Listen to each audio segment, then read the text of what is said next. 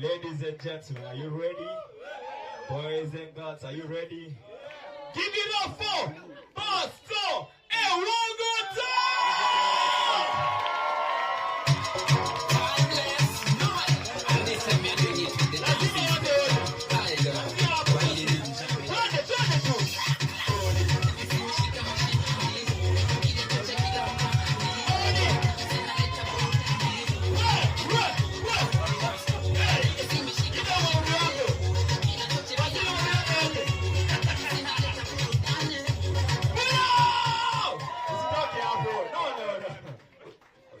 hapo. Leo niko na mic, niko na power. Give it up for Pastor. Next one, are you ready? Ladies and gentlemen, give it up for Pastor Ken Arigo.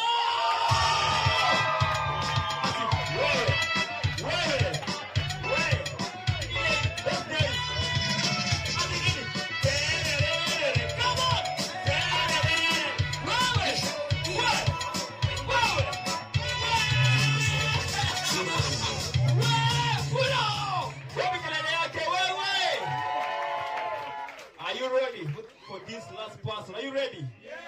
The legend himself, are you ready? Yeah. Are you ready? Yeah. Ladies and gentlemen, give it up for DJ Mo! Come on! Are you ready? Ready? Hey, ready? Wait, hey, are you ready? Aye, put on that over.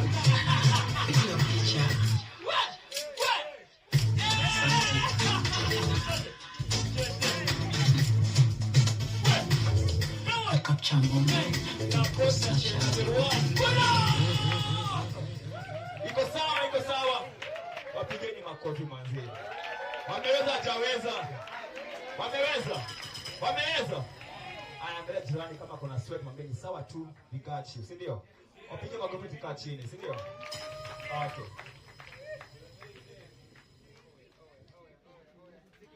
Manze makofi ya hype dynamic tafadhali wewe. Hey manze guys, you can do better than that. Bana, yani unanyimana makofi hivyo manze. Makofi yake bana.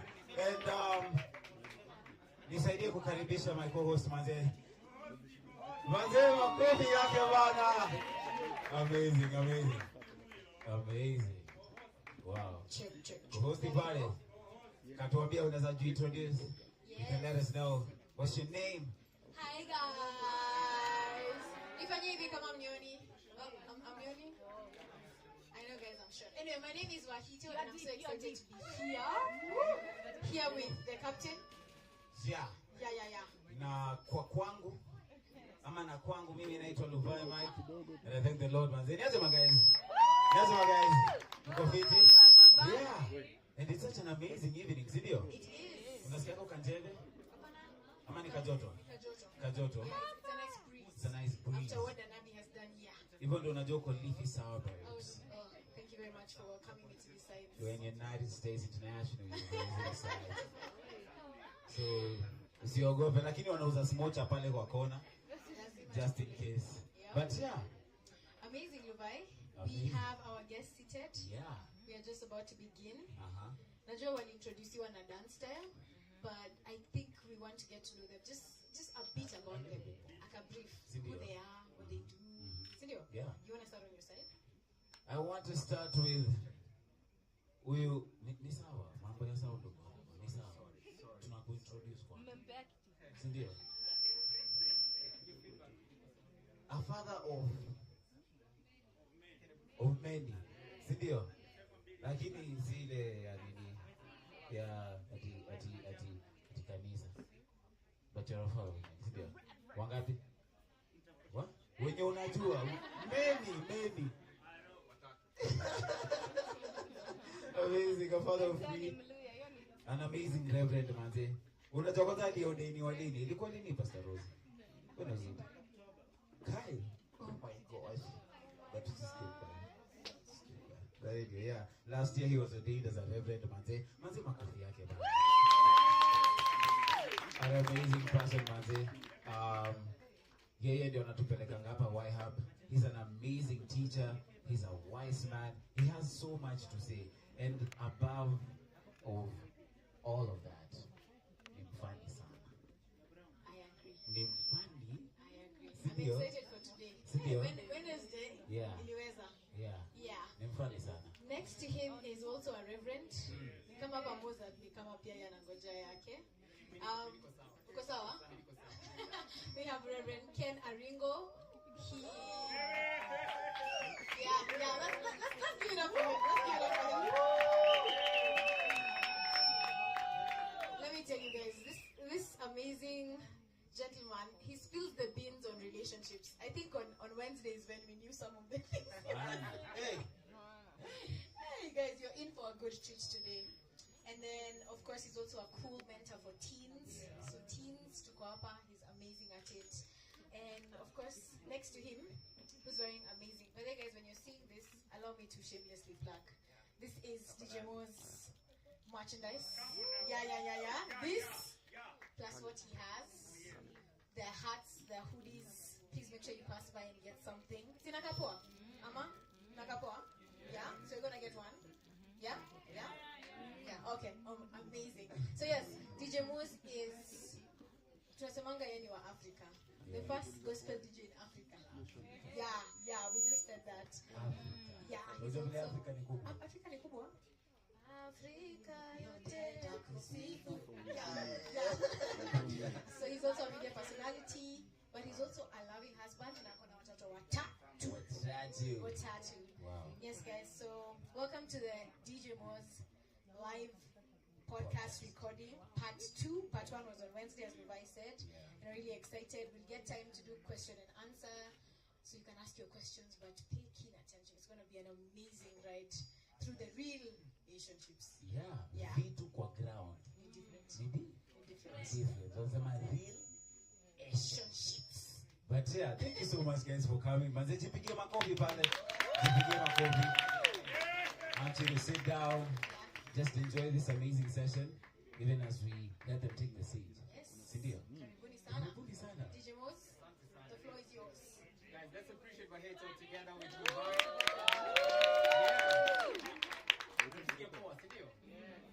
Hey, what's up, Rahab? What's up? Kofiti? Tukafiri. Man, nataka nikwambie, Ewax na Rosie walianza hii kitu kitambo, man. And us as our boys, we go way back. Karibu Ewax apoteze job kwa sababu yangu. Na sijai kuja Rahab. I'm even embarrassed. Hata mimi niko hivi. I'm like, yeah. Most really? Alafu nasema nyinyi mabeshte. You know, but I'm really happy to be here, Bana. It's happening, man. I'm so glad to have for, you know, Ewags and Rosie and the wonderful team ambao wako hapa hivi mazee Waihabas mazee tunasema asanteni sana. You guys are wonderful. Thank you so much, man. Nimekuja hapa nimejengwa kahawa. Mazee. Yeah. Kahawa si kahawa. Herbal coffee. It really was herbal. Kahawa mazee noma sana. So Alfia asante sana, man. You know, for all the guys who are watching us, who are streaming us online, thank you so much, guys, for joining us for the DJ Mo's podcast. This is my second live recording. The first one was on Wednesday. And how many guys joined us at the King Crew Bible Study for? That was really good. So a big shout out to you guys. And of course, for the White Hub guys who were not there on Wednesday, we had a really good conversation. We're talking about real relationships, mambo kwa ground ni difference. And so today it's part 2. So we're going to continue with the conversation that we had. Now, for those of you who are not there, don't feel bad. So you can always go back and watch the podcast. Get to watch it and get to learn the wonderful experiences that these two wonderful gentlemen got to share. So I'm happy again to be together with none other than Reverend Ken Aringo. Makofi yake tena. Good evening, viewers. We're not playing press conference there. Sawa. Next to him, man, kama kawaida, he's our host hapa hivi, si ndio? Chairman. So I'm going to hata amevaa boots, amevaa Gideon boots chini. It's a Gideon suit na Gideon boot na khaki suit. Good night. None other than Reverend Ewags Maze. Nice, Reverend Ewags. I feel like I'm the odd one out hapa hivi. Mimi sina tag Reverend. Mimi niko sawa. Mimi Mkitaka kupati kujeni side yangu, mkitaka stories za depth and then that's how this thing goes. But thanks, guys. Now, today we're going to continue the conversations. And for those of you who are not there, we said that Mambo ground is different. And so, I asked this question the other day at the Cape Bible study. So, what's want to say about that? In Nairobi, there's that relationships ni senior. Senior, what do you mean? Ni true story money. Oh, in fact, we're going to say kuna poet moja mkali man. In Nairobi mazee alisema alikuwa na complain anasema mazee sahani yangu mazee imekuwa ni sinia. Unajua msanii eh? Yeah. Hapo hiyo hapa. Poleni wacha tutafute ngoma ya Mkristo. Kwa hiyo unajua Kristo tunaga love songs. We don't have love songs man. Give me a love song bro. Give me a love song. There's a Christian group that does love songs. Yes. Me. Maybe why? Bibi Winans, which one? I want to be the only one. Infinity. When I found you. Infinity by Pompey. Infinity by Pompey. Yes. It's my wedding. We have two now. I want to be the only one. Infinity. Forever I do. Emoji. Forever I do. Jamboko, Pompey. Forever I do. Moses, please which one? The one who sang for the fiancé. All I'm saying, my friends, is if you can give me 10 hot Christian love songs, I'll be very happy. Ziko, tunaweza sema. Moto ambazo watu wanajua. Moto, more fire. I'm just challenging our Christian brothers and sisters who are singing. It's okay to tell us about our relationship with God, lakini pia we want to know how to relate With each other. With each other, Silvio. I think that's one piece. That's definitely one thing that's missing in the gospel music circle. And the problem is, once a Christian artist does a love song to someone, that guy is no longer a Christian. Don't say no backslide. Which is why we're having the issue that we're having today in the church, man. Look, number that Christians are fake. No matter, our ladies are complaining when I say mamazeko my boys see what real. Anyway, let's get into this conversation. Sindio. So I was saying, was what I said about that in Nairobi today, ya kuwa mapenzi ni sinia. So wako ni wangu na wangu ni wako. Ama wako ni hivyo mazi. Even ndivyo wasa wanacheza the game. So now you wonder, is it possible for a young person, these wonderful young people that we have here today, to be able to carry out their relationships in purity and not be scared of being in a relationship kwa sababu mazee wanashtuka kuwa boy wao anamcheza, atamcheza ama girl wao atamcheza. Am I making sense? Yes. Iko true ama nimeuliza swali haiko? Iko sawa. Haya. Kana kona jibu. Niko na jibu. Uko na jibu. That's true. Guys, there's something about the uniqueness of a product. When you buy something and you know you are the only one who has it. I don't know whether you know what we call it. When you can be proud that this is something about nakuna msengine akona. Custom made. Custom made. It's custom made. It's not mass produced. And that for me is what I think about my wife. Hey bro, that's a gem right there, man. And it didn't start now. It started before. By the time umelok mse ndani ya box, if there's any box na toshe. Normally that joy is unajua hii box ni yetu, tuko hapo watu wawili ndani. Imagine bringing 4 people into that box. Inakuwa crowded, inaanza kunuka jasho. It stops being that custom. So how many people enjoy intimacy in a crowd? And guys, because we have it upside down, mambo ya threesome, na masams mingi. I didn't notice it until a teenager walked into my clinic and told me that she had just come from a threesome event. These are 14-year-old. Event. They normally have a monthly event whereby wanajaribu vile isinia inaweza tosha wase wengi. And that was a while back. I imagine now how the box is crowded. And that for me is what I'm saying. If you ever reach that point, you know something is broken. When sahani yako imekuwa sinia na uko comfortable, something is broken. And I'll forget the first time I went to Mombasa, tukaletwa pilau. Na ikaekwa kwa hiyo sinia. And we were about 8 or 10 people. Na watu walikuwa wanachovia all of us on that thing. And there's a guy alikuwa anakula, Oh no. alafu anarudisha. I felt suddenly nimeshiba. And I was hungry. I was like, there's no way msa anakula na hii mate yote akirudisha. But guys were just, it was a senior moment. And I imagine if someone was to chovia in my wife. Ay, chufia kwa. Nashiba. Hey, what's up on the table? See, I want to remember the other day. Yeah. As you contribute to this, remember the other day we were reading in the press about how young guys, my high schoolers wakienda chuo walikuwa napatikana mazena wameenda kuona ma sex orgies mahali. Do you remember?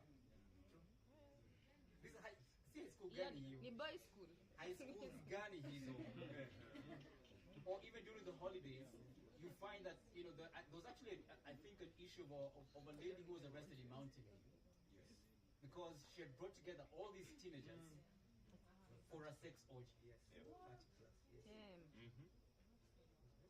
Na saa zingine unadhani ni huko Ubabini peke yake. I think in Kayole there was a house where this Kayole 19. watu wengi kutoka tukiwa na mabag zao. Kumbe kuna msame amefungua hao pale. And what they were doing is all these kids would come in. So the neighbors wakaanza kusikia watu wana hema.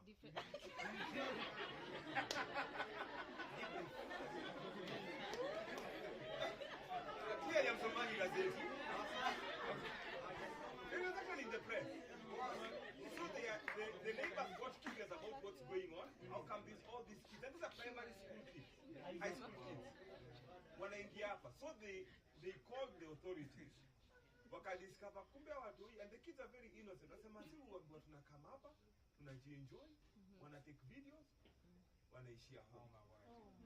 And so the owner of the house was arrested. These are the realities we are dealing with.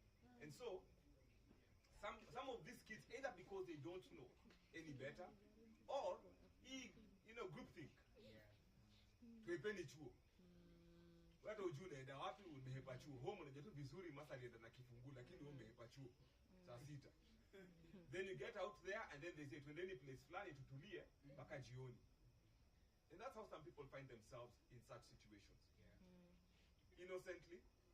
But you see, innocence doesn't save you from the impact of your decision. That's true. And so we have such things happening. And then now it becomes commonplace. Because hasa, senior zisha, kila kitu sha happen. Senior isha funguliwa. Tuendelee. Nayo. And so by the time you're getting to your young adulthood, your thinking is so warped. You have done certain things. You're threesome.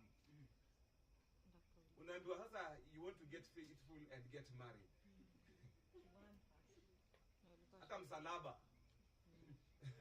Yesu anakuangalia na hii tunapenda kusema neema ya Mungu imetosha. But neema ya Mungu does not take away the impact of some of the choices you make. That's why when a woman is pregnant, hata kaombewa na bishop mgani, waseme Father, we pray for healing and forgiveness. We repent of the sin. We cast out that spirit of lust in Jesus' name. Ball inaendelea tu kumea. Hiyo mbele. Miezi 9 hapa kuna nduru inakaa. Nobody has ever been prayed for. Pregnancy can reverse. It's a principle. So think about the mental impact of what we do. Think about the emotional impact. And that's why by the time we're getting married, tunasema there are no men, there are no faithful women, because ishakuwa sini. Yeah. And it's those practices that you pick up. Yes. And it's so hard to break them. And one of the things that we talked about was, if you want to be a faithful person in a relationship, it has to start now. It has to start now in your dating experience. Because ukifikiria mazee utakuwa kuwa mazee unacheza mawe match when you're dating. And then you think that when you get married that that's when you're going to settle. Guys, that's not the reality. It's a lie. Those things that you've picked up, that habit that you've picked up along the way, you take it into your marriage. I want to say uongo basi. Ni ukweli? Because you can't practice rugby and then go and play football. Hata kama uliivaje rugby, ukiingia kwa football pitch, things change. And that's unfortunately what we think. And on Wednesday we were saying, many of our young people take their first attempt at being monogamous when they are getting married. Before you get married, uko kuna manzi huku, ama chali huku. And then unasema sasa nataka kuwa serious. Nataka kusettle down. Kitakuramba. Ndio tu vizuri. Sorry. Wewe si mchangarao. That's mchangarao ndo sediment after some time when the water is calm. Do not be deceived. God cannot be mocked. Whatever you sow, you will reap. Galatians 6:7. Na hapo linatuuma. So, even as we're talking about a menage a trois, What? What? najua nisikiza mangoma alafu nasikia mazee msanii ameongea mazee kuhusu let's have a menage a trois alafu nasema that's so cool. Hiyo ndio threesome, eh? Oh. Hey, but Isili hapo wawili kwa wawili. Anasema kitu kingine tofauti bana, si ndio? So now one of the things that's happening even amongst us today is wasome kwa janja nao wako na vitu zinaitwa sneaking.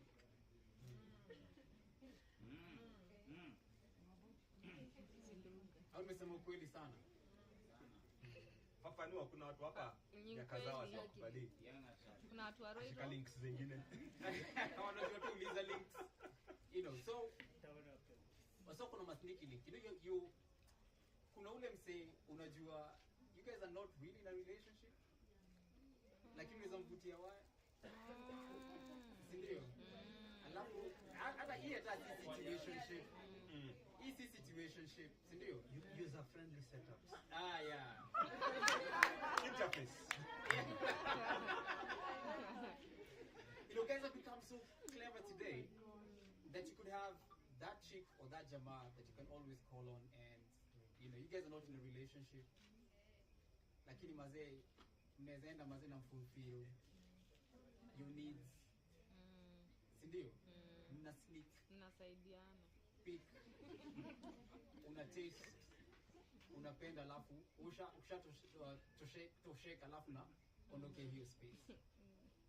And these are things that we think that are okay to do. Kwa sababu hakuna mtu anakuona.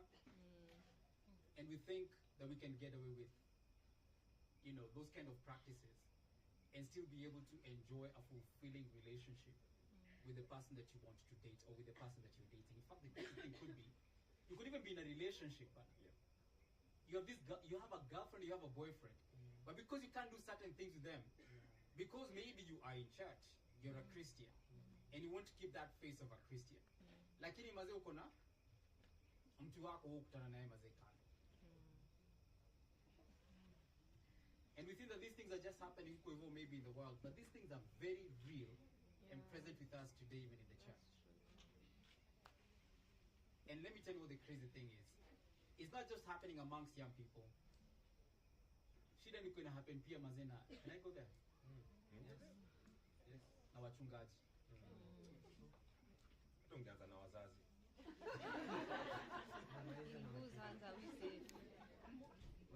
This thing is so close to us like that. And you know the crazy thing is some of us know that those things are happening.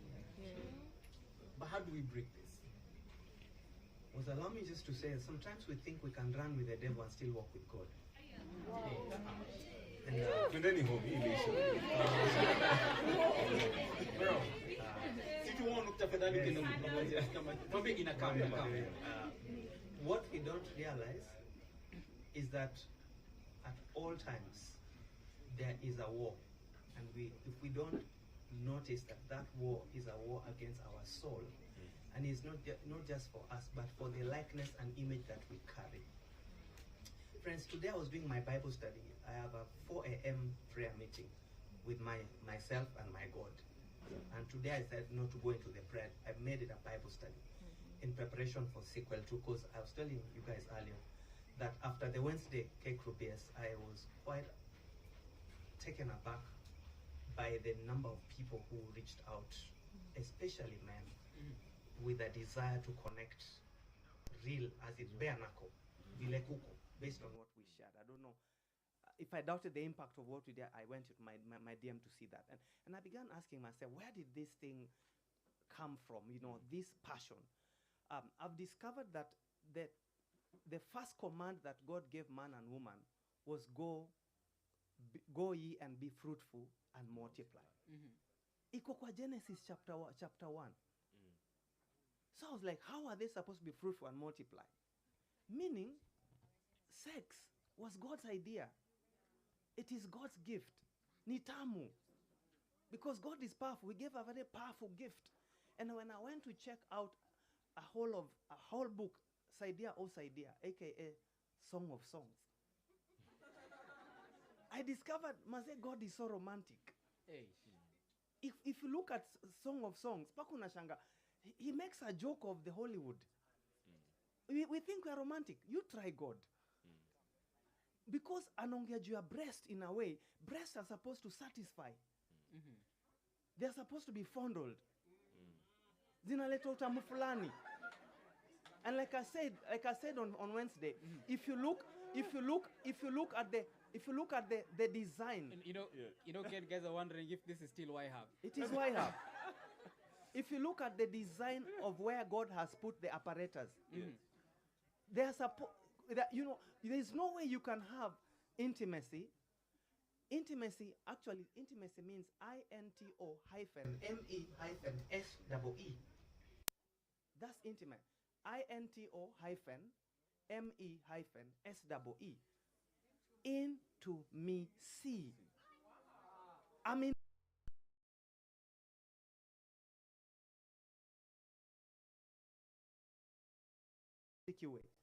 ukifanya ile vile God ame design, mnaonana.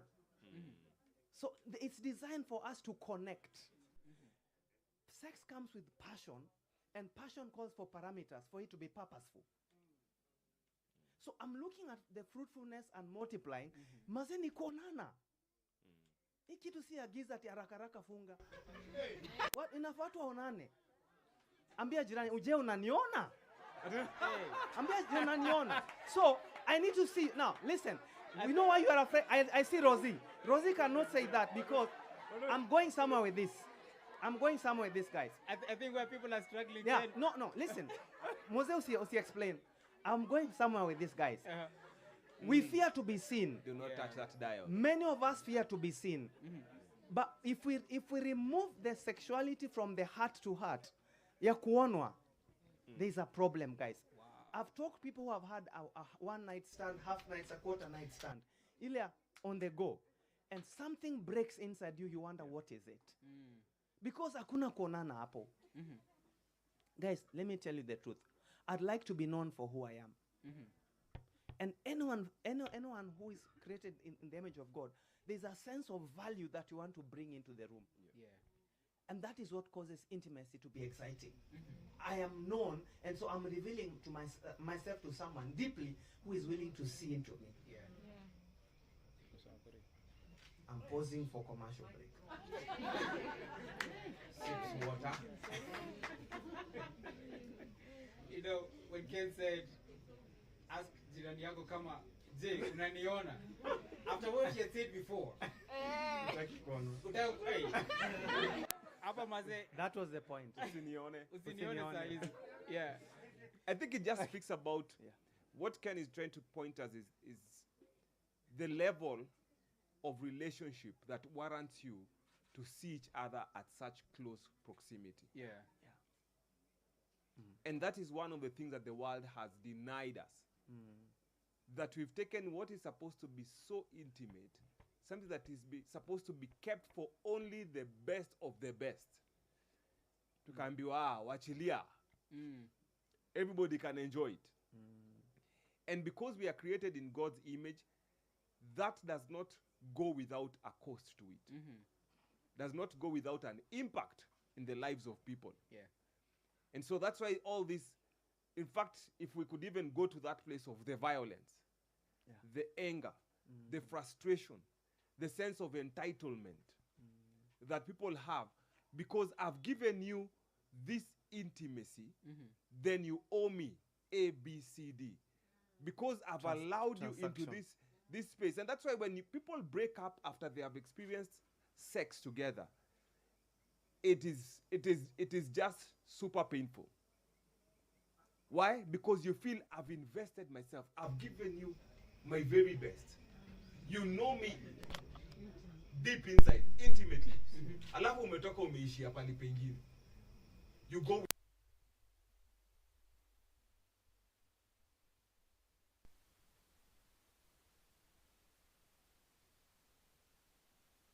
when you are intimacy. All right?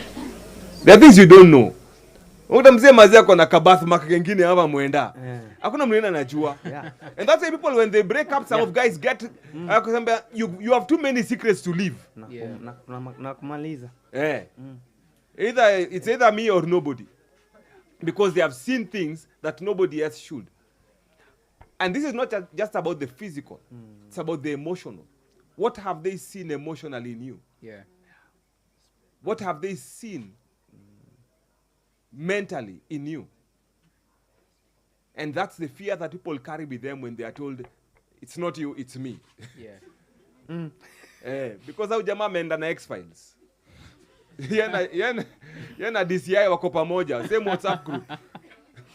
Nakupata, man. So you've just actually touched on something that's quite important, because unasema that some of these situations, they lead to anger, and because you feel betrayed. Yeah. The relationship is coming to an end, and sometimes people act in a crazy way because actually love, sex is powerful, man.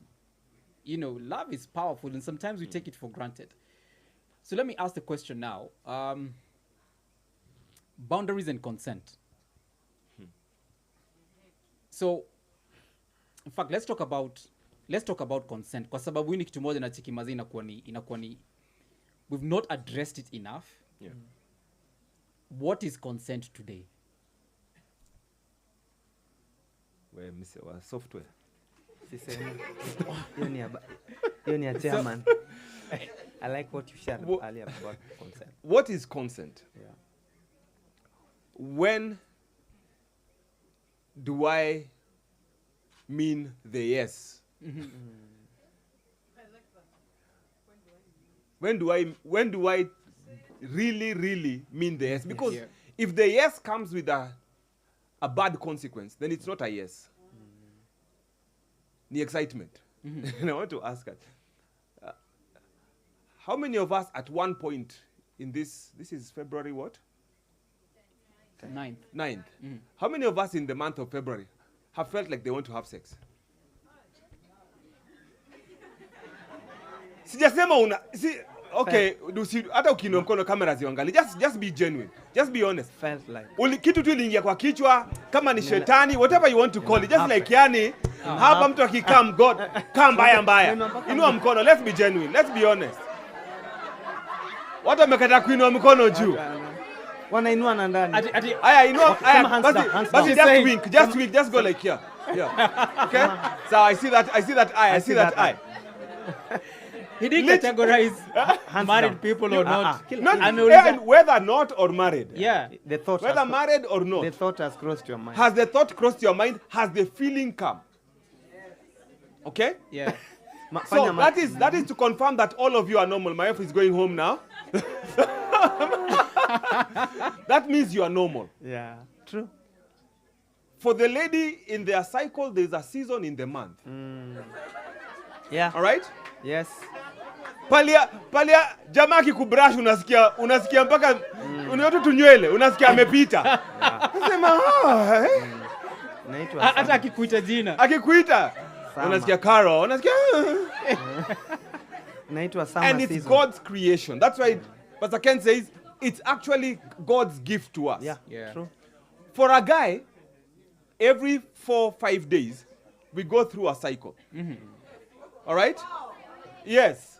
And that's why we have what is called the wet nights. Yeah. Because your body is producing sperm. And after Really? tanki kija, nika ile lori ya friend.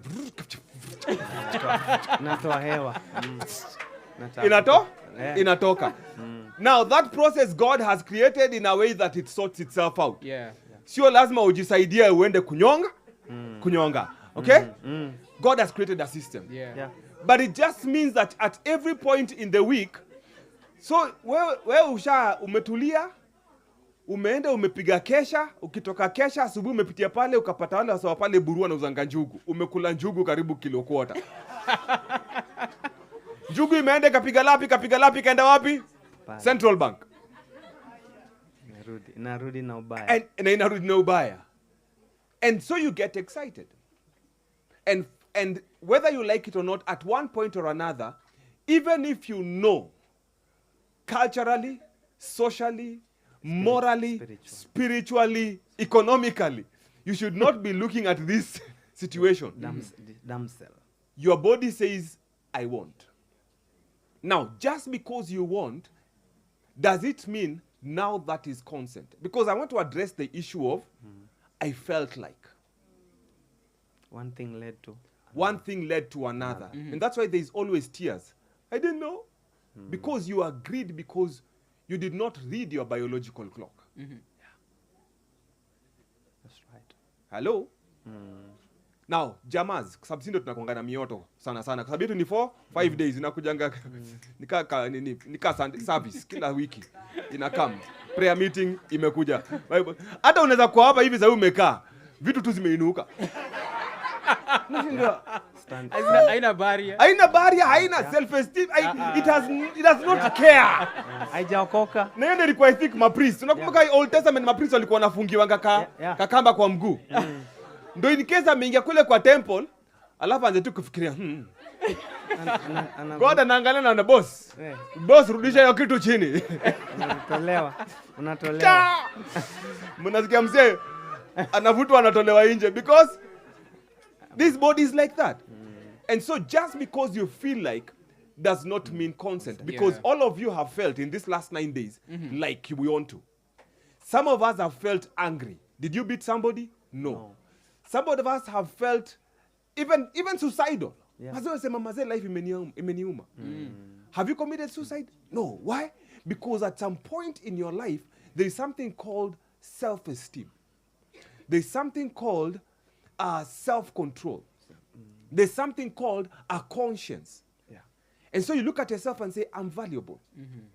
And you look at yourself and say, I do not deserve to do this. You think Joseph alihepa kama mwili yake imetulia tu? Labda Joseph alikuwa nakimbia lakini miguu zote ziko busy. Zote tatu. Anasema, how can I do this? Lakini amehepa.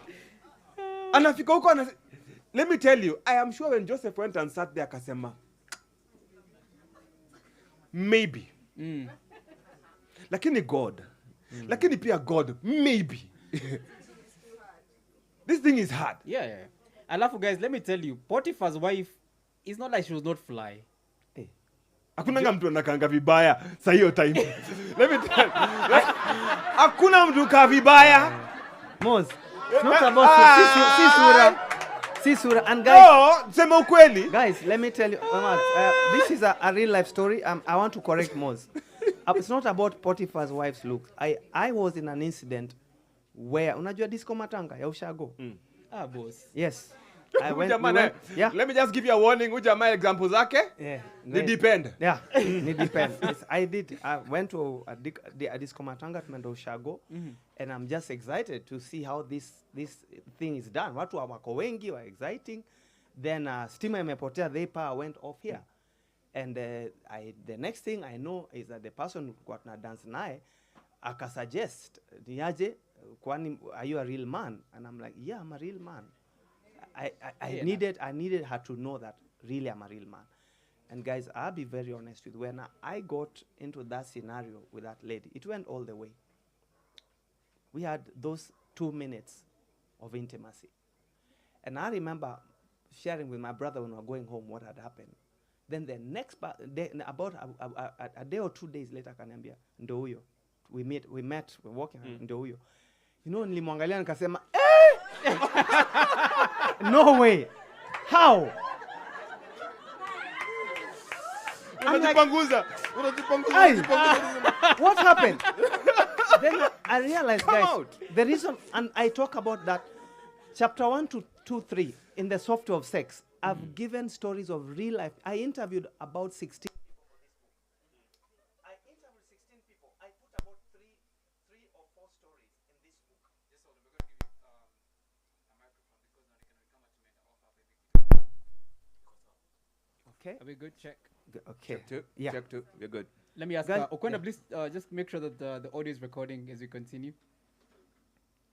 Yeah, so I think we're good. So when I looked at what had happened and who was involved, and I looked at myself, nijambia, honestly, what is wrong with you? Unajua unajichapa mpaka unasema, then I realized I didn't look. It was not about looks. It was about It was service. It was I was proving something. Napa kuna, there's no room for looking. It was simply having what is here. And so something happened in my head.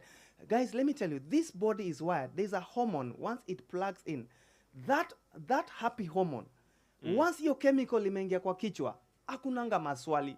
Hata ukikatwa, bora umalize. bora umalize. Because it's a bora umalize. That's it. Because there's a chemical and there's a whole in the big O, chapter 5 of the software of sex. I'm addressing the big O, in pursuit of the big O. That there's a particular place you reach, you become like an animal. Unakuwa mgonjwa when that hormone checks in.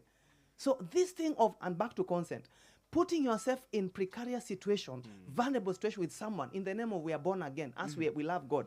Let me tell you, you will be having sex, born again sex. I have seen people who are finished. Yeah. You wake up when it's over, because that chemical, once it checks in, it's over. Unakuwa mnyama. And for guys, this becomes very violent. I remember a story. This is a true story of one of my schoolmates. And they were hanging out with these girls in their house. And this girl was just, you know, the way you are, tunajienjoy. So I'm not necessarily feeling like I'm leading you on, but I'm also leading you on. And sometimes you can be very flatty, ladies. Yeah. All right? Yeah. Is that consent? No. No. Okay? See, sorry, ladies, we're answering on your behalf. Eh? Wamesema. Feel free to correct us, tafadhali. Yeah. Unapeleka mtu Thailand. Yeah. So mnacheka cheka. So this guy, in his mind, thought this is consent. And then when that chemical had been released, na maboys wamejipanga, washasema au manzi anakamingia box. When they got to the room, the girl says no.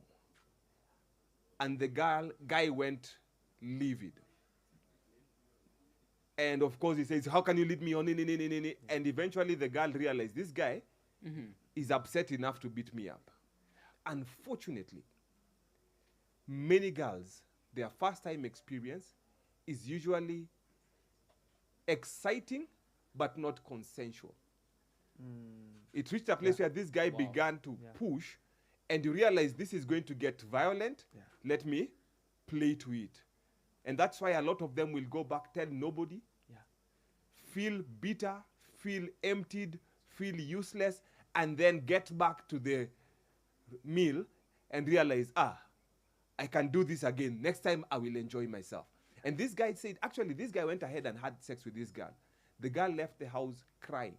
And the boys, of course, remained there laughing.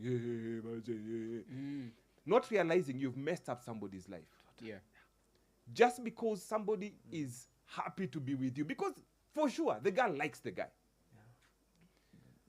But does that mean consent? There's a book I'm reading by a South African guy. Now, South Africa is another level of social decadence because of just their history and all that. Yeah. And this guy actually asked this question of what is consent? Because one guy even said, he said, he told guys this, not having raped a person is not an achievement. Because in South Africa, people think it's an achievement. I've never raped a woman. That's how decadent the goals. society is. Crazy, man. So it's a goal that me, I've always slept with women who agreed. Yeah. So think about that and ask yourself, because probably even as we talk here, some of us have been in those situations. Yeah. You did not consent. You played to the tune thinking you can pull back, then voila. The guy gets aggressive. Of course, he's probably, you liked him because he's muscular. Now the muscles stand against you. And then drama. Yeah. And you cannot turn back the clock. And your life takes a different tangent. So we still come back to asking, what is consent? And I asked on Wednesday, kutuma fair ni consent? Ukitimwa fair? Mbona Akina- ikikulwa akinakulwa. inaleta Nini- shida? Nini inakulwa? Fair ama? Mbona hata nikikuja na fair, akikuja na fair afike Yeah. na aseme sijisikii, Yeah.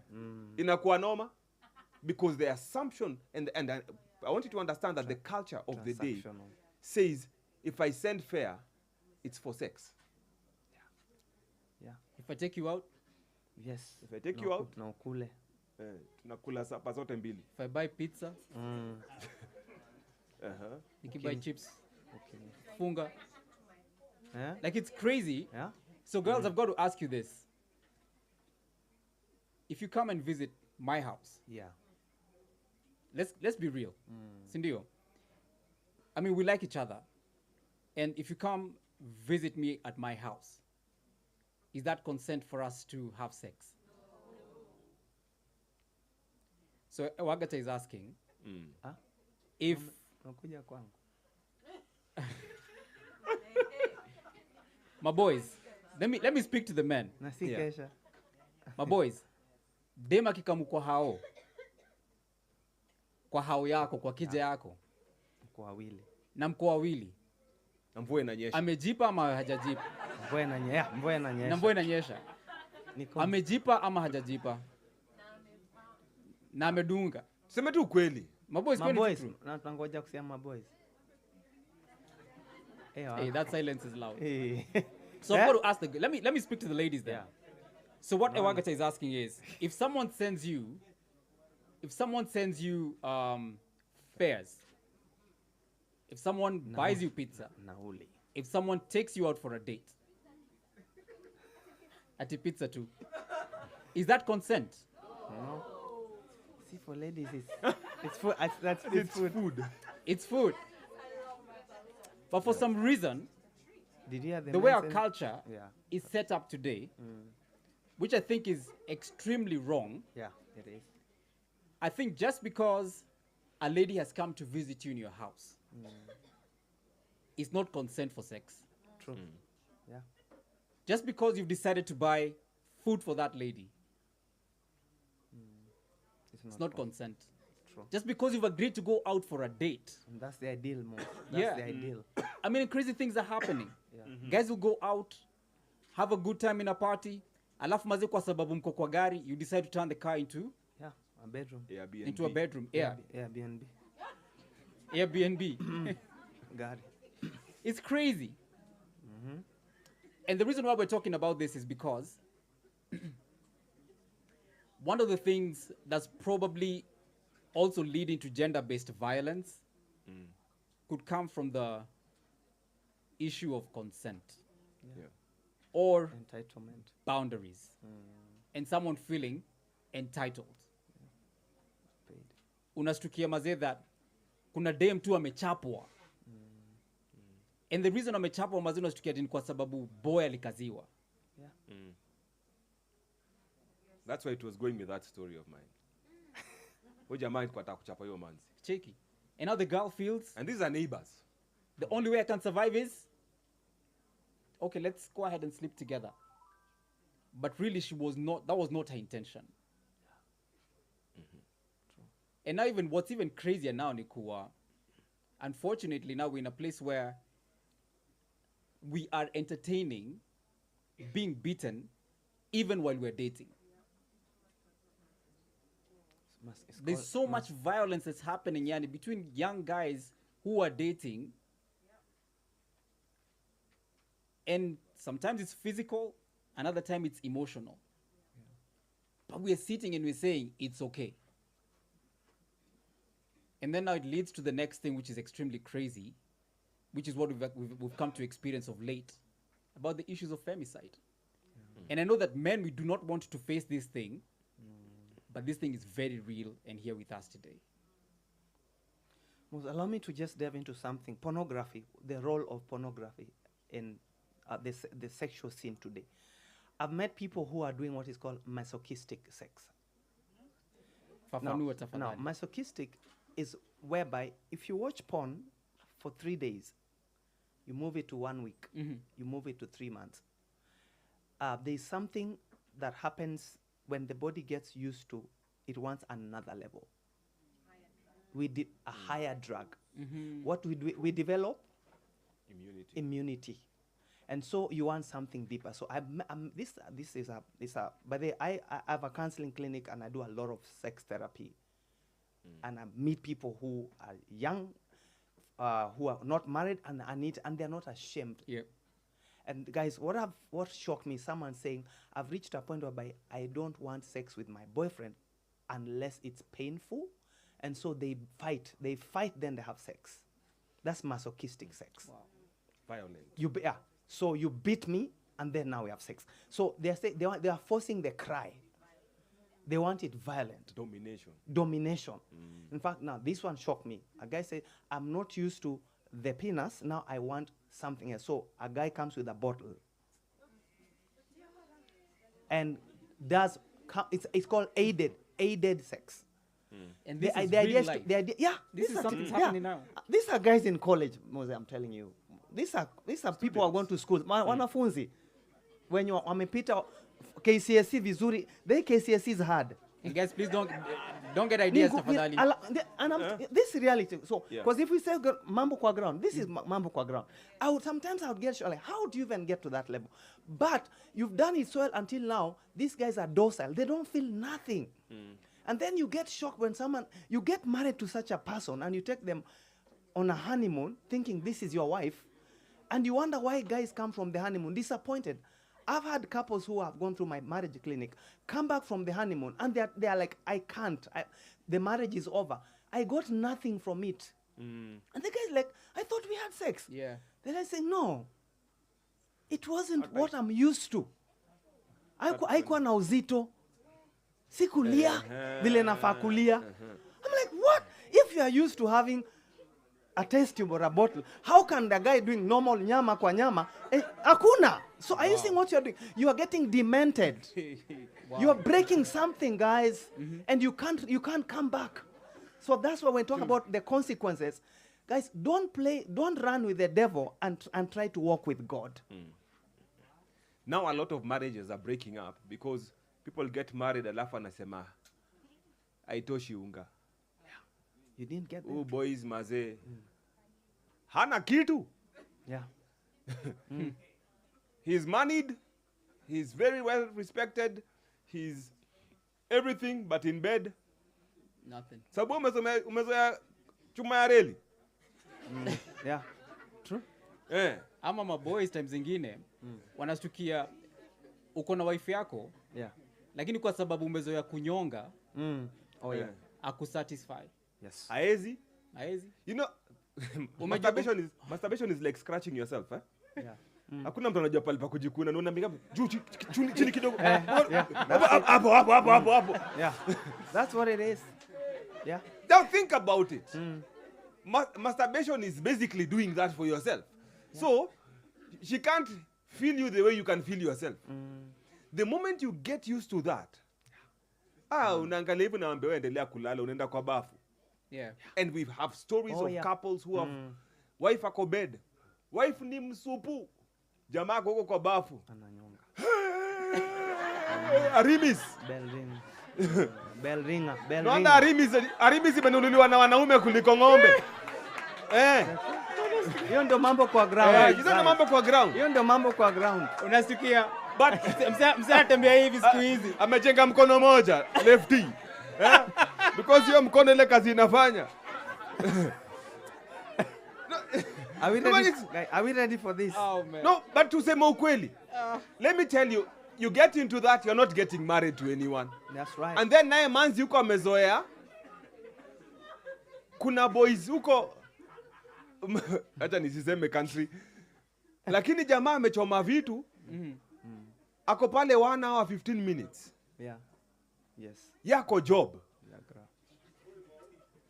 Viagra. Boss wewe unaingia hapo 3 minutes. Referee Yeah. imeisha. Dem anasema hii ni nini? And so a lot of, in fact, I was telling these guys, there's a group of ladies who had agreed together and came together and agreed that they want to leave their husbands Yeah. because their husbands are not satisfactory. True. And you know what? I tell people, experience, unfortunately, in marriage, experience is not a teacher. Experience is baggage. Yeah. And a lot of times, it's garbage. Rudia hiyo. Yeah, in marriage. In marriage, experience is baggage. And a lot of times, it is garbage. Umeenda huko umekula experience boys. Huyu, alafu unakuja unamarika, unapata boys amenyenyekea tu, anakuja anasema, let us fellowship together. Yeah. Hivyo ndivyo vile anaitisha. Wewe umezoea kurushwa kwa ukuta huko. Wake up back. Boom back. Boom back. Tobina. Hey, boss, twende nyumbani. Twende nyumbani. But it's you will feel shortchanged. Yeah. Why? Because you have Wrong experiences. experience. If you did have experience, Yeah. this is all you know. That's right. And this is where you grow. Yeah. But when you come with experience, you will come and feel shortchanged. Yeah. Same thing, if you've come from the experience ya majamaa na kupeleka coast, mwingine na kupeleka Dubai, mwingine na kupeleka wapi, alafu na mari jamaa anasema tukanunue shamba Kamulu. Ai! Dubai Kamulu, Dubai. Twende Dubai. Because you're used to being treated at a level of being, unajua sasa unakatia manzi, my friend, unachukua mpaka steam alone. Yeah. Unampeleka out. Yeah. Unafuliza ya beste, unampeleka out. Unaangalia hivi landlord anasema kwani lazima nikulipe kila mwezi? Unachukua rent, umempeleka costo. Unaangalia school fees unasema kwani USIU watakula school fees kila term? Nyinyi hao. And Twende raha. Mombasa raha. Zanzibar. Hey. until now. School fees ya nini? Ya USIU lazima uvuke border. Yeah. Hii si ya kulia local. Umeenda Zanzibar. And then unakuta jamaa anasema, "Oh, we need to budget." Budget. Unamwangalia hivyo unasema, Budget who? Hii ni lugha gani? "Saa, Let's see tukabudgetie Malindi." Malindi. So you have to, and because we are living in a world that is so full of excitement when we are doing this transactional thing, and this is the reality. Kuna chaliwa salon, chaliwa rent, Nails. chaliwa makucha, kuna ule chaliwa when I need a big fix, Yeah. 50k, 100k. Alafu kuna mse wa kugonga. Bas. Na kuna wa go out, na kuna wa Ule- shopping. Kuna ule kugonga, ule sasa unajua hapa. Yeah. Nikitoka hapo naenda hata sitaki hata mtu aniongeleshe. Yeah. And then you come back and say, Yeah. now I want to get married. You can't get all those things in one guy. No. No. So how will you get married? How will you live happily ever after? And that's why maybe we're experiencing many of the challenges that we're facing today in relationships. Because we have all this baggage that we've picked up Yeah. Yeah. that's detrimental for us, even when we think that we are ready to settle down. Yeah. Let me ask this question. I've been told I only have 10 minutes. So, because many young guys are dating right now, and sometimes you know that you might not be in the right relationship. When is the right time to walk out? Yesterday. I like that. Yeah. Wow. I think you begin with a seriousness. we were talking about, there's this statement. nowadays a breakup is not about we have differed. It's just about it's never that serious. Yeah, Wow. It's never that serious. it's not me. So in a relationship, like Sema? Yeah, it's never that serious. Ukianza tu hivi hivi. So one, even when we are getting into a relationship, we get in with a casual sense of Yeah, this is just it could go either way. it's spending time together. It's getting to just get the benefit of having somebody to go out with for Valentine's or for dinner. It's about companionship. It's literally just a glorified companionship. Yeah. It's not going anywhere. There is no marriage in sight.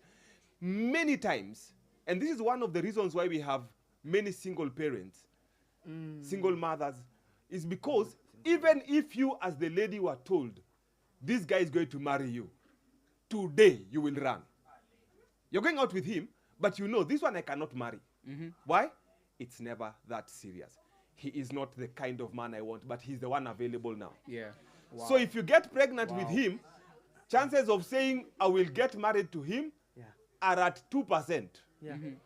Yeah. But if you are serious with the guy, if you got pregnant, for whatever, mvua ilinyesha, tulikuwa Bible study led to another thing, you will say, I know we messed up, but I will marry this. And I know many friends of ours who got married after they had a child. Why? Because they were serious even when they made the mistake. They were like, if this mistake has happened, you are still the person I want to marry. How many of us can say, that guy or that girl I'm going out with, I can marry? It's my empower. Wewe umeshikiliwa tu hapa hivyo ni bus pass. That's a very good question, Awag. True. Yeah. If push came to shove and you are told marry the one you are dating, how many of us will marry? Wow. At least kuna watu wameinua mkono na nguvu wamekaa kando kando. Amen. Majority. Bless you. That's bless good. you. Many Bless you. majority lakini mikono iko chini. Let's assume they're not dating. Yeah. Our assumption is that the guys who have their hands down are not dating, eh? Ama it's complicated. It's never that Ama ni serious. situationship. It's never that serious. Ken. Guys, and I want to thank Mose for that question of when is the right time to say it's over. Guys, there's something God has put in all of us. We have a God-given identity and dignity. Anytime someone has robbed you of your identity and dignity, and I'm using that word identity very intentionally, because when I look at the book of Genesis, he made us in the image and likeness of God. We all know when someone has robbed you of yourself, Yeah. Wow.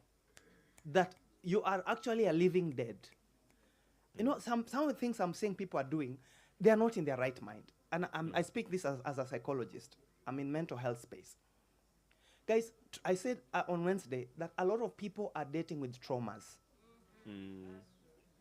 Now, if you don't allow your trauma to become a triumph, where you can look at your trauma and say, you know what, I know you. My low self-esteem came from this point.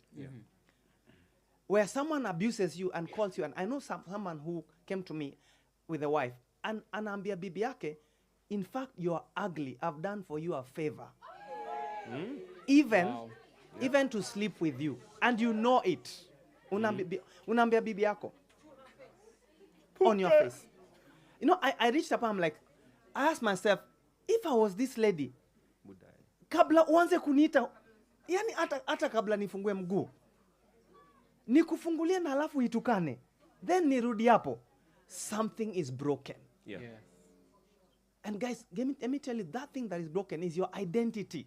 Whereby now you are clinging on a straw. And I've met people who, a guy takes you, consent, amelipa fare, amekupeleka coast, uko diani, anakuambia sasa si mimi, leo ni umbwa yangu.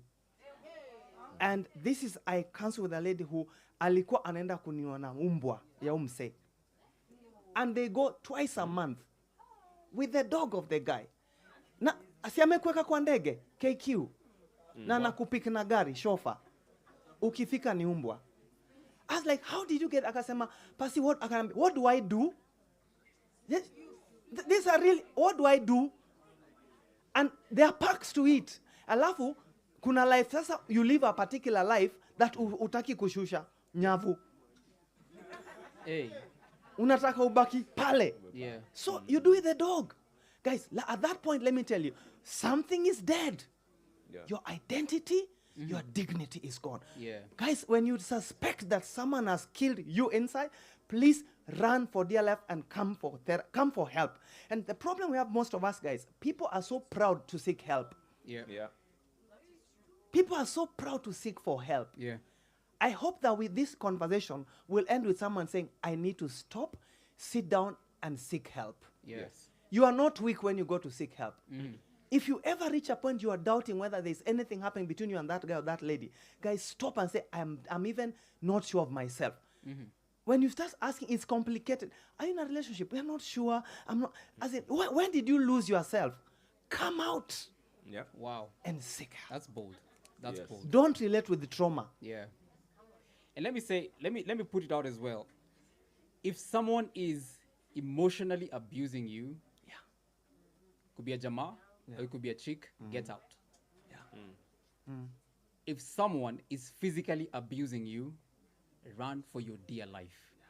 Run. Don't entertain it now, because if you entertain it now, you will take it into your marriage. Yeah. It'll get worse. It can only get worse. Alafu will end up having a situation where tunasema, man, na tulikuwa najua mazia alikuwa anachapwa na hazi. Ama tulikuwa najua alikuwa anachapwa na wife. Sasa hizo tumekuja matanga. Always say these things are happening, right? Yeah. And unfortunately, we are entertaining them more and more.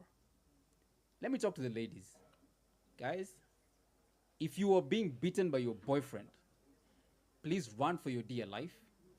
Actually, go talk to the cops about it. Yes. Do not wait for another day. Immediately amekuwekelea mkono, amekuchapa kofi, tafadhali, go talk to the cops. It can only get worse. Yeah. It can only get worse. If you're being emotionally abused today, it can only get worse. Ndio itafika hiyo place mazee Ken anasema, in fact I did you a favor. You are ugly.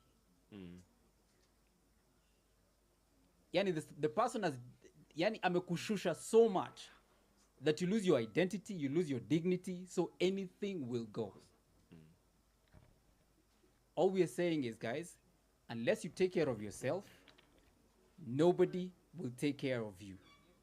You can ask God to protect you as much as you want, but if you keep exposing yourself to the same dude, to the same lady, honestly, unajipeleka kwa kichinjio.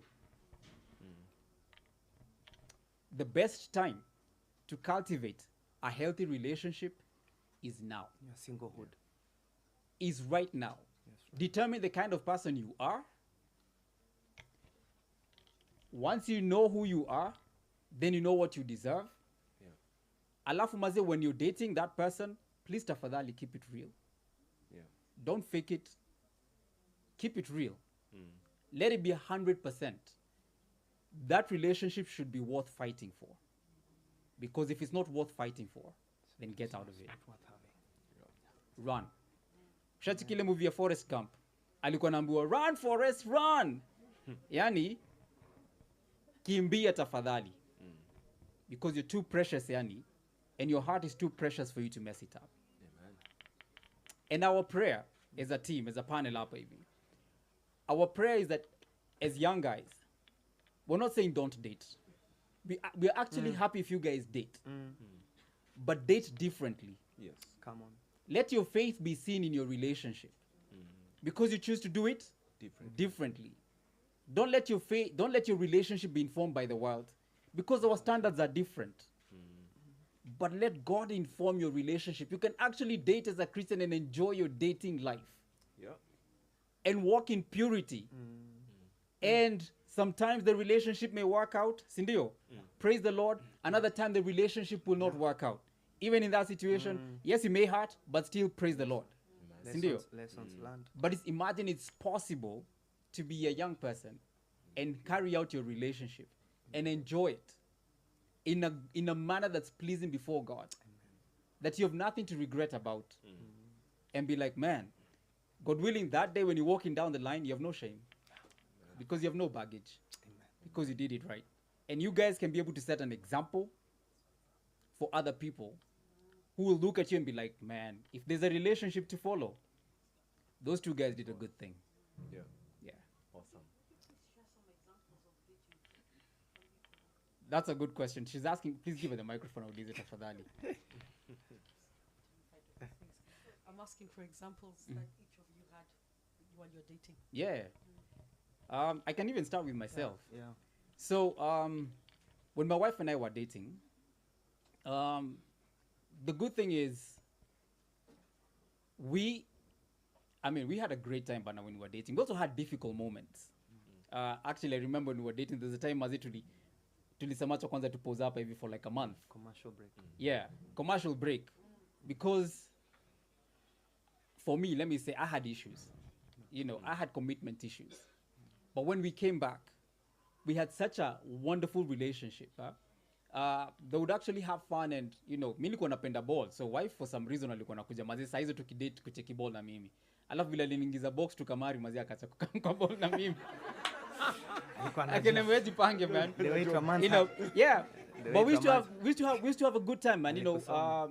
we used to go hang out as friends. Yeah. We'd go play games. Nenda tunacheki movie. You know, but the thing is, guys, mimi sikujua the breast size of my wife until ile siku nilimari. And that's something that I really thank God for, because my past, mimi nikijua mahali nimetoka. And for me to be able to carry that relationship with my wife that way. Yeah. Oh man. And one of the most, let me tell you guys, I will not lie to you young guys. Yani, the fulfillment of making love to my wife and knowing that this is right and pleasing before, as in ego da jam. Iko sawa. There's nothing like it. Yeah. That's one thing I can tell you, man. It's absolutely worth waiting for. Yeah. Wow. For me, guys, I had a very good dating relationship with my wife on the front end. We dated for 6 months and got 6 months. And that is dating and courtship rolled in one. Yep. Because the moment I found that lady and I called her for that date and I asked her out if she'll marry me, she gave me 2 weeks, told me I'm going to pray for 2 weeks. Give me time if it's you. And she went to pray. And 2 weeks later, she called me, I'm ready with an answer. And when we met after those 2 weeks, she told me, I have decided it is you. But she gave me some very serious conditions. And let me tell you what attracted me to Ruth. My wife is Ruth. I said, when Ruth is not there, I'm normally ruthless. Ruth told me one thing. I would like, when we go to the marriage bed, that I'm proud of you. Wow. I'd want to celebrate you as my husband in marriage. Yeah. So there are some areas, some boundaries I'd want us to draw, Yeah. to keep. And I was like, ooh, this is different. She told me I'm a virgin and I like to get married a virgin. And I was like, wow, this sounds awesome, but different. Yeah. Because the road I had traveled, I had girlfriends. The ones I could remember were probably 4. And guys, I'd had relationship that went all the way. And this one was like, is this even normal? And I'm a believer. I knew I was going to go for pastor. Actually, after getting married, I went to Bible school a month later, and she helped me to go to Bible school. So how was our dating exciting? That I knew there was a place I couldn't go. So ikifika hapo, there are days when I would struggle. Like for my background, it was easy to go all the way. Anytime I tried to stretch the boundary, I was just finding a roadblock. Time, kuna siku alinichapa zile za, wake up, go to Buruburu, toka seti. I'm like, woo, okay, naenda. And so, let me tell you guys, that openness of saying, there will be weak moments. Should it ever come, I'm giving you front head. Someone said to be forewarned is to be forearmed. Yeah. The reason why we're having this discussion is that, guys, you who are dating, let me tell you, wewe ni damu na nyama. Don't you think you are mbao? Yeah. Don't you, even when you are, Utambao, like I came from There's a day I remember I went for prayer. I used to love praying and fasting. I went for a 7-day prayer and fasting in Catoloni, Machakos. I came back and I went to visit my fiancé in those 6 months. By the time I was leaving up, I was like, where did the prayer and fasting go? Nilikuwa nasikia tu leo lazima tumalize. Akaniambia, you are in the spirit. katoloni. You will not have it in the spirit. So please go home. And I'm Yeah. like, wow. Someone decided to be a watchman Yeah. of the relationship. Guys, don't lower your guard. Yeah. Even though you love the guy how, don't lower your guard. Ukiona tu bra na panty inaanza kuonekana, like I said on Wednesday, toka unyoya kama Joseph. Kimbia. Let me work kukatia. But we have like Mi 5 niko minutes. sawa, niko Uko sawa tu sawa. hapa. And if you think I'm lying, I have those stories here. Let's take 2 questions from the audience, Indio, because I think we need to wrap up in 5 minutes. Yeah. Okay. I just have one from the online space. Okay. Maybe I could read it. Mhm. The person is saying that so they want advice. Mhm. In the past, they used to have their babes and they ended up sleeping together. But then he got born again, but the baby is not born again, but she still goes to church. So what does he need to do? So advice around that. So he's born again, the baby is not. They used to be together in Dani. Oh, in the clubs. Yeah. Yeah. Koka. Yeah, Lakini but dema not, koka. not in the club only, like they used to. Okay. what do you Intimate. call Yeah, it? they were Intimacy. Yeah, yeah, yeah. Intimacy. Yeah. Yeah. So he wants advice on that. Okay. Yeah. So how should he behave now? Ewags, you can take this one up. I'll give 2 thoughts to it. One, when you get saved, you've worked on the principle of the world, even in getting into that relationship. When you're in Christ, you're a new creation. The old is gone and the new has come. Yeah. The worst mistake you can do is carry on with the old. So the best thing for him is to put aside that old life. That relationship did not start in prayer, did not start in conversation with where are we going with this in the Lord. So put a break to it. And one of my friends did this with the boyfriend and they broke up. And interesting enough, the guy got saved on his own. And she did not know. So when they were talking about this, she was like, I have something to tell you. And the guy said, I also have something to tell you. And they both realized they got saved at different places, same time. Wow. They still agreed and said, you know what? Because we started this relationship in the world, let's end it. If God wills us to marry, then we will come back together. If God wills us to date. And they went apart for almost a year, came back together, and got married. Wow. When they came back together, now it was, nimeomba, nimesikiza God, wewe umeomba, umesikiza God, and they got married and lived well. But they had to cause a break because there was an old covenant, an old way of things, and then this was under a new covenant. So that's what I would say. Let it start from there. Secondly, let him begin a journey of purity. Now, the hardest thing to do is to be in a journey of purity. No let me say, hey, Tayari. hata malaika watakuwa nang'ang'ana huko na mawaya wamekufungia machain kukutoa because you already have somebody who is willing. Yeah. Somebody who you've gone all the way with together. Yes. So they are not thinking the boundaries. First of all, even being a new believer, you don't even know boundaries. So to save himself from going straight back into a fall, step out. Amazing. That's amazing. Wow. I think Any question that's from the crowd? amazing. Let's appreciate Pastor Waga tafadhali. We have one more question hapa from unaweza introduce na utuambie swali.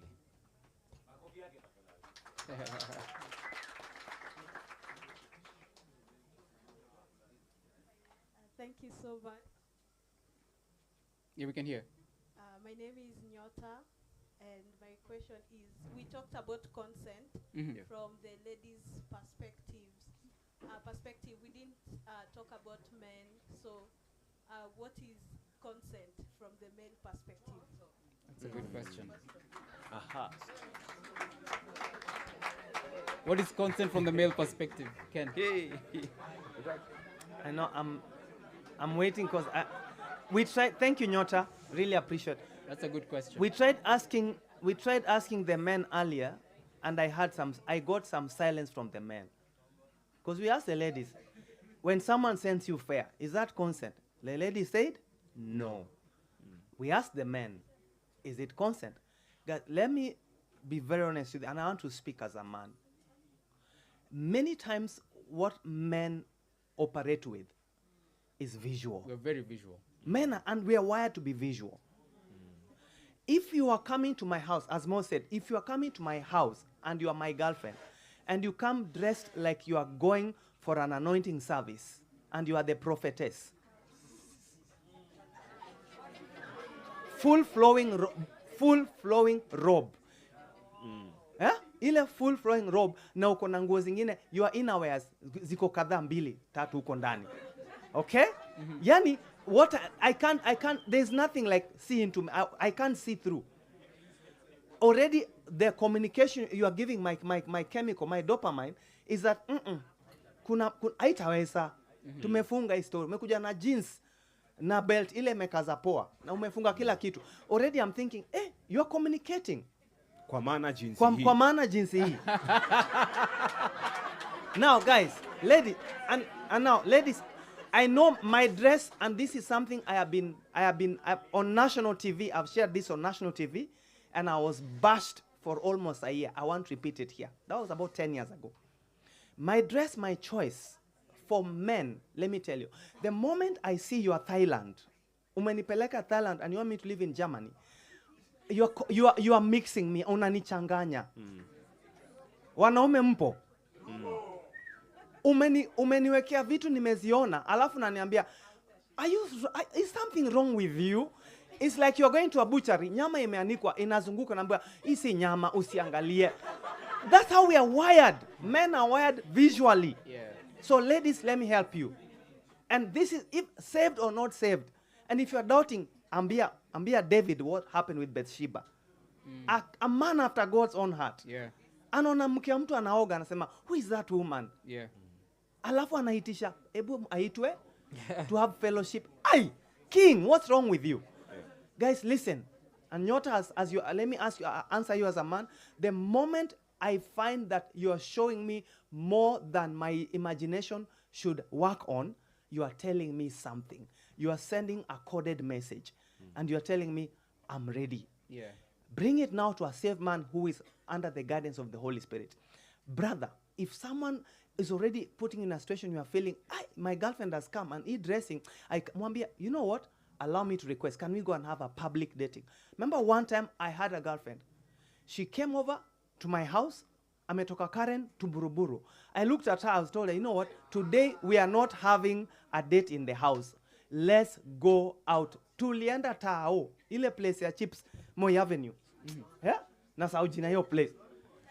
Sanford. Yeah. We went to Sanford. Ni hapo tu peke yake ungeenda wapi? Tulienda Sanford. Do you know, I remember by the time of end of that day, she told me, "Wa, umeniokoa."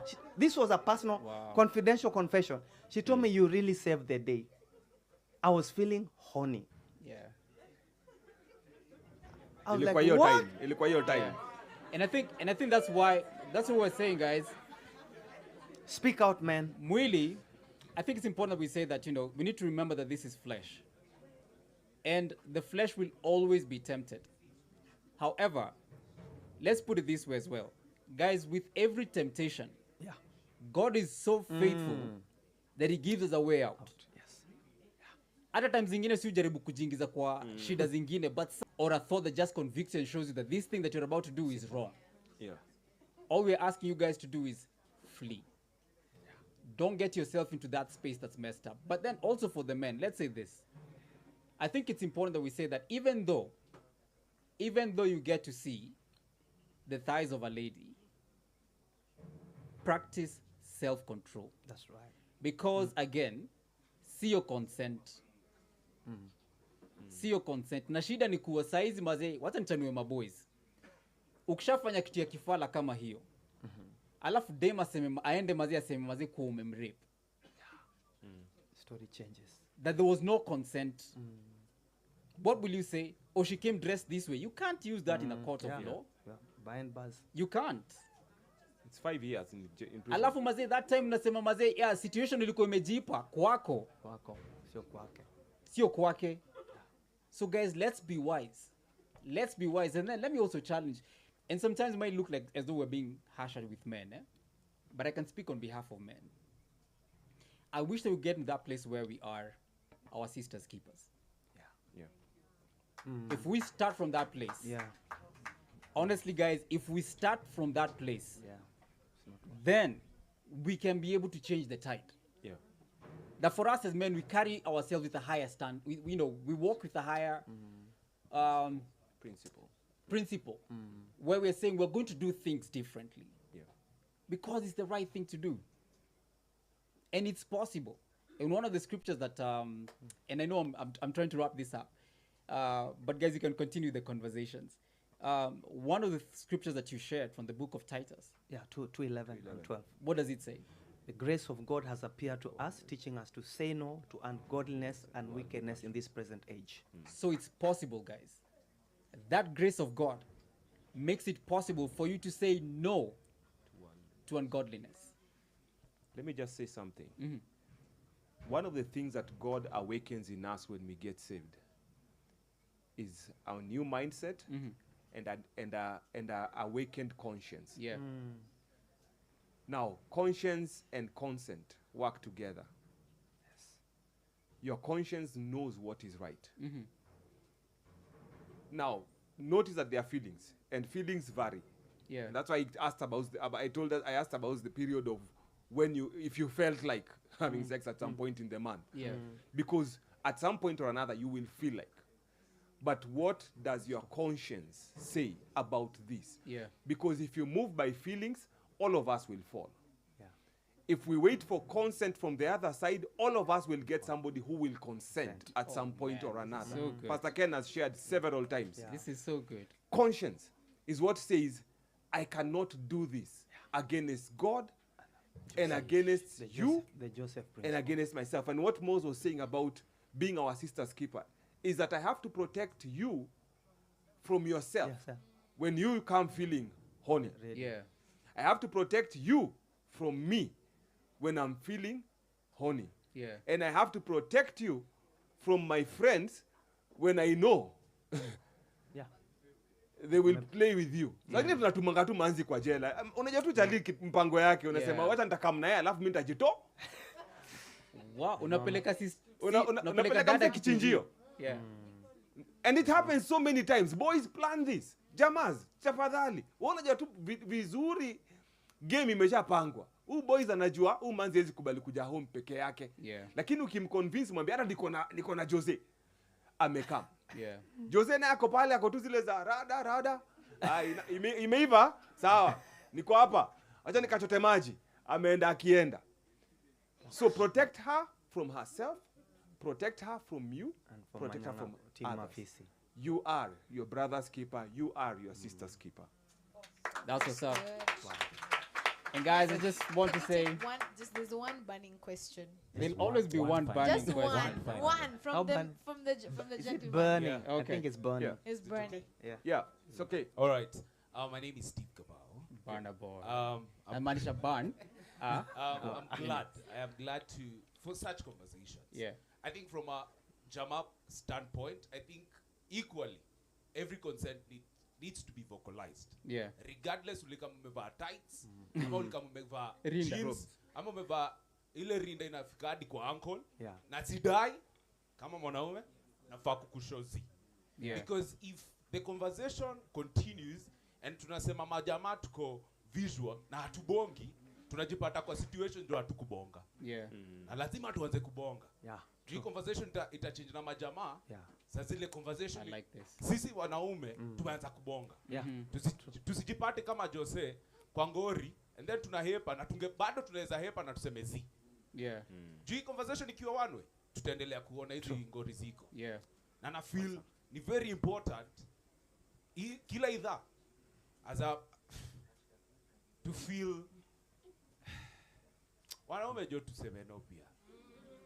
Isikuwe tu madonto wasema pia si tuseme no. Yeah. True. That's right, bro. Bro, unasema unaitwa nani? Steve Kamau. Steve Kamau. I want to give you a book. Steve Kamau. I'm giving you a soft Kama uchukue Steve. Chukua, mpatie. Bro, I don't even think there's any mahali Steve Tumemaliza. Tumekafunga. That's it, bro. Guys, thank you so much for Amen. joining us tonight. Thank you, YHAP, for allowing me to come over here, man. Thank Pastor you. Wagata. Why did Steve come out? Ay. Iko true sana man. That's serious, bro. Wanaume mmesikia tufanye nini? Men say no. Men say no. Let's say no.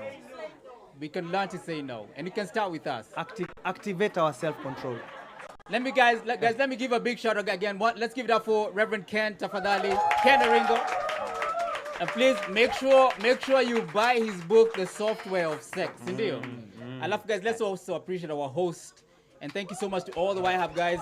Reverend Awaga Tapia, man. Thank you. I hope these have been good conversations, yeah? Tuko na part 3. It's been real, guys. Thank you so much, guys, for joining us, man. This has been good conversations. Awesome. Thank you for all your great company on the DJ Mo's podcast. Remember, man, go ahead, subscribe. If you like the conversation we've had over here, go ahead and share the video with as many people as possible. May God be with you. May God bless you. And thank you so much, YHub, for having me here tonight, man. Thank you so much, guys. Asante. Woo! Amazing. One of my points.